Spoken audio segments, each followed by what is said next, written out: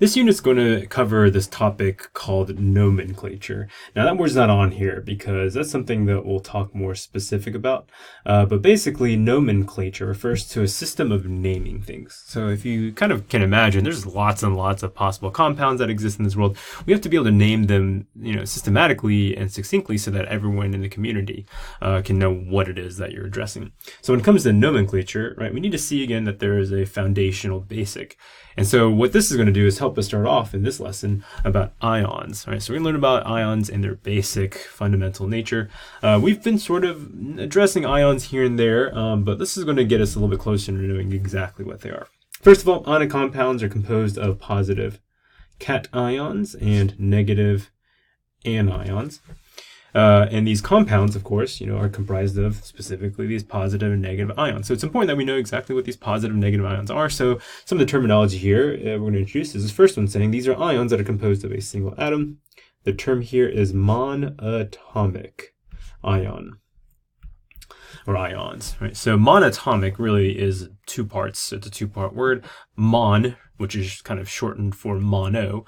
Mono meaning one, and then atomic referring to atoms. So we're saying here, again, these are atoms or ions that are composed of a single atom. How exactly do monatomic ions exist? Well, first of all, they all start with a neutral atom of some kind, and they gain or lose some valence electrons. Right? So these valence electrons, again, these outermost electrons, and they can gain or lose them in a predictable pattern to become this monatomic ion. Thus, they can achieve stability, right? Because you've achieved that octet. You've gained or lost enough so that you have an outer shell of 8 electrons. How this actually happens then is actually a process known as either reduction or oxidation. Reduction and oxidation. These two, first of all, are the names of the processes by which electrons gain or lose electrons. In fact, they actually are kind of like opposite processes. So generally speaking, what we can do, especially since we talk about ionic compounds, we know that there are going to be metal atoms and non-metal atoms involved. But again, as atoms, though, that's not really exactly an ion. So we need to get it from an atom into an ion. What happens here is that metal atoms typically will lose electrons to become a positive cation. So when you lose the electrons, this is a process called oxidation.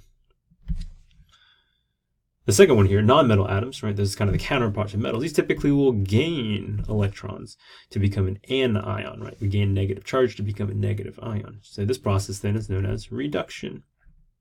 And these two kind of work in concert with each other. As one substance might lose some electrons, the other substance gains those very same electrons. So reduction and oxidation are very important processes because they help us not only identify, of course, what happens to electrons, but they tell us and give us some more information about the kind of ions that are formed. Let's go and take a look at some examples here of how, at least, to try to maybe help you remember this. Over here, I've given you two different devices by which to memorize which one's which. The first one we're going to do here is just called oil rig. This is a visual there of an oil rig. Oil rig basically represents oxidation, right? Is losing, right? Of course, that's very poorly written, but you get the idea. Oxidation is losing, and of course, the assumption is that we're talking about electrons. Whereas rig, the rig part, is that reduction, so reduction is gaining. Right. Now, hopefully, again, your handwriting is a lot better than mine, but that's effectively how you can remember these two. Oil rig. All right, so reduction is gaining, and then oxidation is losing. What about over here? Leo Ger. Definitely not Simba, but Leo Ger here is, losing electrons is oxidation. Leo. Ger, or the sound that a lion makes, is going to be gaining electrons, reduction. So you can use them either method. They both work fine. Leo the lion, of course, goes gur. That kind of has like a sort of a nice little ring to it. But of course, oil rig is also a very commonly used standard to memorize which one's which. Now, going back to this, right? So we're going to go and see exactly how this plays out with calcium and fluorine. First of all, the calcium atom, right? This one has 20 protons and 20 electrons. Now, 20 protons is, pretty standard. That's in the middle there. But 20 electrons, this one actually is not as useful just to say 20 electrons. It's probably more important, actually, to look at how they're arranged. Notice, again, if you look at this very, very tiny diagram, what happens is that on the outermost shell, right? This is the outermost ring, the outermost energy level. These are 2 electrons that are kind of hanging out. And as it turns out, right, because metals typically lose electrons, these go away. So in that case, they oxidize, or it undergoes oxidation. As a result, those 2 electrons, the 2 outermost electrons, you can kind of see a little gap here where there used to be. Now you have how many protons? Well, it hasn't changed, still protons, it's still 20, and then you have 18 electrons. So you've lost 2 electrons. Most importantly, of course, the fact that they're the outermost electrons to get 18 electrons. So you do end up getting an ion here, calcium with a 2+ charge right there, because you've lost 2 negative electrons. As another example, we have calcium, 2 calcium, you have fluorine, right? So fluorine, again, 9 protons, 9 electrons. Notice here that you have an outer ring here of 2, 4, 6, and then 7 electrons, though, right? That's the most important part, because again, to attain its octet, it's going to actually gain an electron. So something is going to kind of float in here and then be added to that to make it so that you have 2, 4, 6, 8 electrons on your outermost ring, satisfying the octet. So the fluorine ion becomes a fluoride ion, and then it goes from having 9 electrons to now having 10. That's basically how this works. Now, as you can imagine, there's a little bit of a pattern to this, which we'll get to in just a minute, but there's definitely some work that goes into this. So let's go ahead and try these out. These are some example exercises that you'll want to be able to do. First of all, when you go through these, you want to identify the type of element.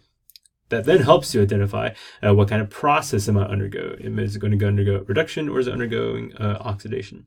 Then you can figure out the type of ion it will form, just simply cation or anion, how many valence electrons each atom has, and then the resulting charge once the electrons go away to achieve its stable octet. Let's try oxygen. All right, for the sake of practice, let's go ahead and find it on the periodic table. Oxygen is over here. Oxygen, we know, is then a nonmetal, right? So then going back to this, it's a nonmetal. The process that it undergoes, well, as nonmetals typically do, they gain electrons. So gaining electrons, reduction. So we're going to expect to undergo reduction. That's not a very, very good written reduction. Let's try that again. Reduction, marginally better. The third one, the type of ion it'll form. Well, it's going to become a negative ion because it's going to gain electrons, so therefore it's going to become an anion. The number of valence electrons, right? So knowing that oxygen is in group, let's see, group 6A, is that right? So go back to our periodic table, group 6A right there, yep. So that column, therefore, we know there's going to be 6 valence electrons, and to achieve its octet, how many electrons will it gain? And last point, I'm gaining 2 electrons, therefore it'll become a charge of -2. What about for sodium? Right, so group, by the way, this is group 6A, I forgot to include that. What about for sodium? All right, let's try this out. So sodium, let's go ahead and pop over to our periodic table. Sodium is right there. Right, we know that as a metal.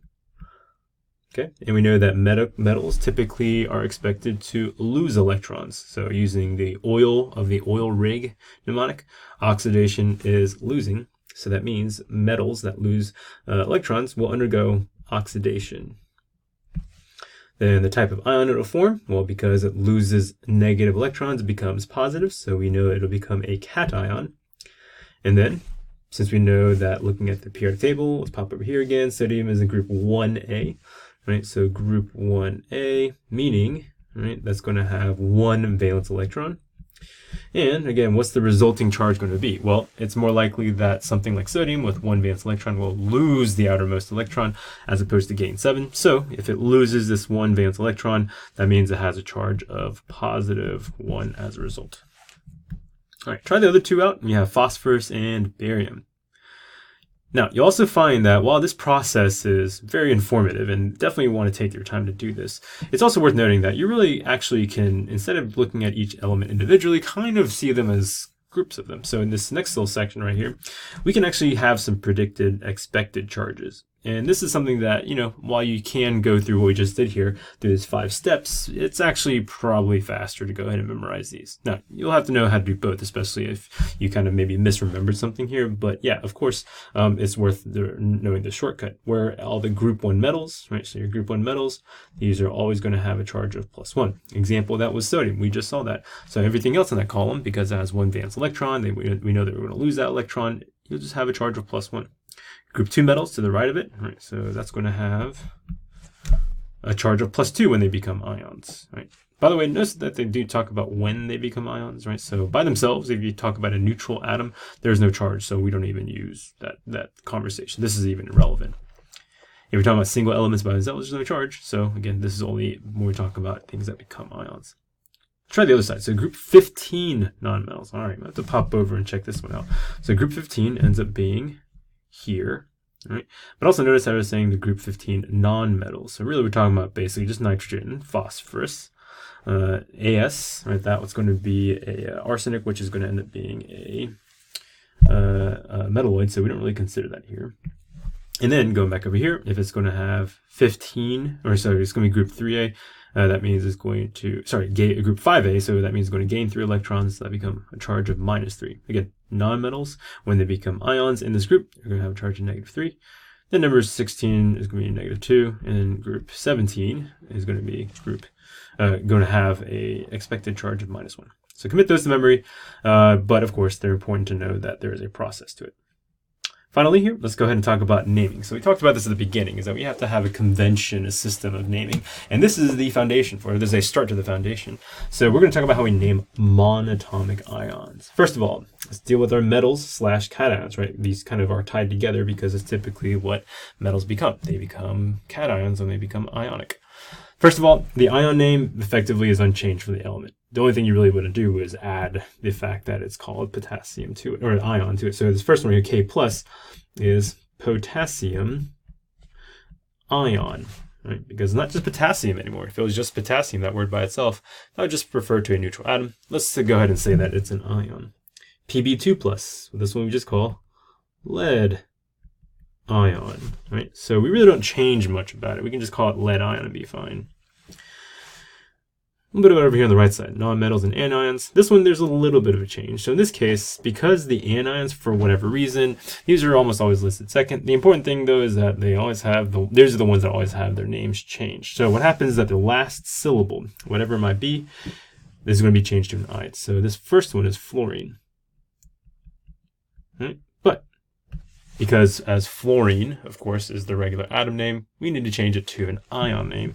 So that fluorine, the last INE, gets changed to, you guessed it, IDE, fluoride. So this actually becomes fluoride. So we can't just say fluorine and assume it means the same thing. The next one, Cl minus, this one is going to be chlorine.